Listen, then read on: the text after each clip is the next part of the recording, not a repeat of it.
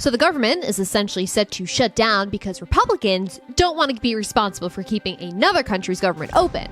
So while the little man will continually get beat, we get to make sure that we pay for the elites, because this is the brink.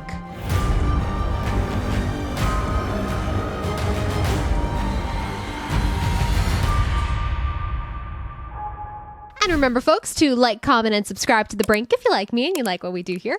And if you love America, you can also become a Daily Caller Patriot through the link in the description below. Lots of great benefits there. You definitely want to sign up for it. So Republicans are Republicans, and then Republicans and Democrats can't agree on a deal to keep our government propped up. So instead, they're going to close up shop for a few days. And the biggest point of contention? Funding Ukraine. As if the $111 billion that we have already given them wasn't more than enough, Democrats want to fund the war machine in perpetuity, while American slaveways that Daddy Zelensky can go and have a photo shoot with Vogue in the middle of a very serious war. But did you know what the funding is actually being used for? And I'll be honest, I don't think any of us really did until CBS News found that we're actually buying seeds and fertilizers for Ukrainian farmers. We are subsidizing small businesses in Ukraine, and we are paying the salaries of first responders in Ukraine. We are paying the salary of 57,000 Ukrainian first responders, which I assume includes police. Well, this is the state of criminal justice in America.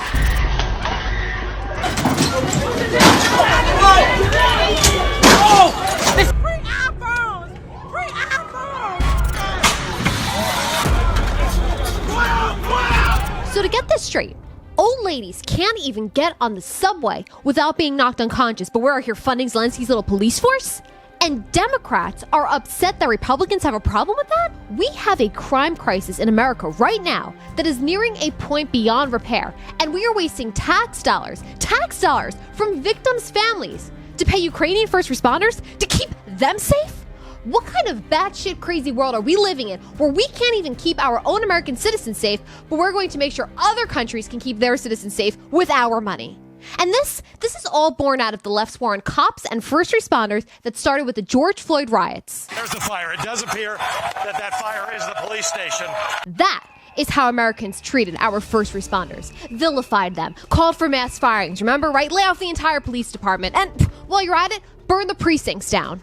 And while we pay for Ukraine's cops to make sure that they're safe, George Soros-backed DAs nationwide are busy pussyfooting around because they're scared that they're going to be called a racist rather than locking up criminals who are making citizens scared while crime is running rampant in their communities. You have a better chance of being shot and killed on the streets of America than in downtown Kyiv at this point, I reckon. And look, maybe that's why Lindsey Graham, Elizabeth Warren, Richard Blumenthal, took a nice leisurely stroll through the war-torn streets of Ukraine. Our politicians, the people whose salaries we paid, are willing to shut down the government to keep Ukrainians safe, while Americans are afraid to even walk down their streets. Calvin Coolidge, which, by the way, he was one of the few presidents to cut our deficit by the time he left office, he once said, "I favor the policy of economy, not because I wish to save money, but because I wish to save people." Congress needs to remember that tax dollars are not just a piece of green paper, okay? It is 10 hours that someone spent standing as a line cook, 40 hours someone spent cleaning bathrooms.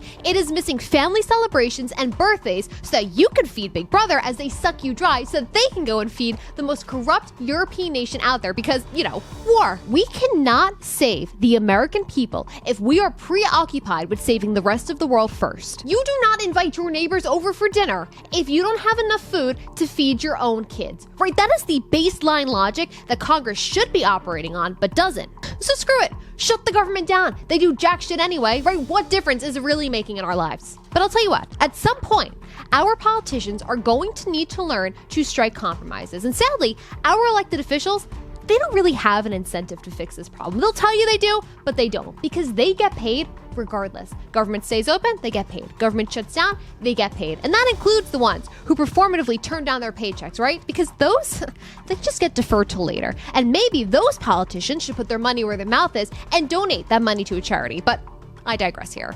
The rot in DC goes beyond Congress, obviously. Let's talk about good old Grandpa Joe Biden. So apparently the White House thinks a president can be assassinated by a bunch of stairs.